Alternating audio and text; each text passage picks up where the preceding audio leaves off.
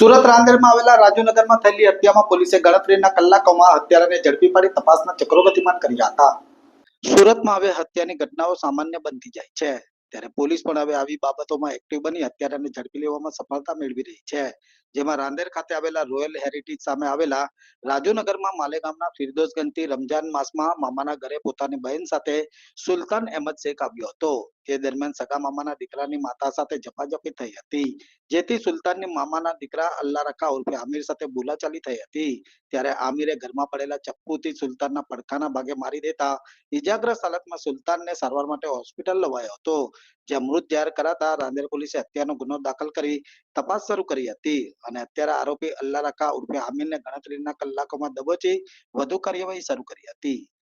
તારીખ 4 માર્ચ 2026ના રોજ Rander police station વિસ્તાર ખાતે આવેલ રાજુનગર માં એક હત્યાની ઘટના બનેલી, જે ઘટનાની જાણ થતાં રાંદેર પોલીસ સ્ટેશનની ટીમ ઘટના સ્થળે દોડી ગયેલ અને પ્રાથમિક તપાસ દરમિયાન જે હકીકત જાણવા મળેલ તેમાં મૃતક અલ્લાહ રખા અંસારી મૂળ માલેગાંવ મહારાષ્ટ્રનો વતની હતો અને પોતાના મામાને ત્યાં પોતાની માતા સાથે રમઝાન માસ નિમિત્તે આવેલ।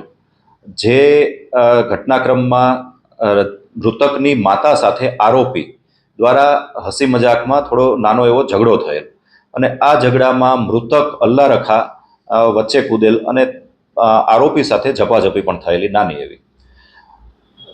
આરોપી દ્વારા રમઝાન માસ નિમિત્તે જે તરબૂચ કાપવા માટેની જે તૈયારી ચાલતી હતી અને તરબૂચ કાપવાનું નાનું ચપ્પુ બાજુમાં પડેલું તે મૃતકને અચાનક મારી દીધેલ અને એક જ ઘામાં છાતીમાં વાગવાથી મૃતકની જે મોત નીપજેલ। સદર ઘટનાક્રમમાં જે આરોપી છે તે અને મૃતક બંને સગા મામા ફઈના ભાઈઓ થાય છે અને જે મૃતક છે તે અલ્લાહ રખા અંસારી દરેક રમઝાન માસ નિમિત્તે પોતાના મામાને ત્યાં રોકાવા માટે આવે છે।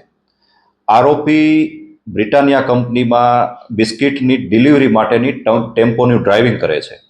આ સમગ્ર ઘટના એક નાના એવા હસી મજાકમાંથી ઉગ્ર સ્વરૂપ ધારણ કરેલ અને તેના અંતિમ પરિણામ રૂપે એક હત્યાનો બનાવ બનેલ છે।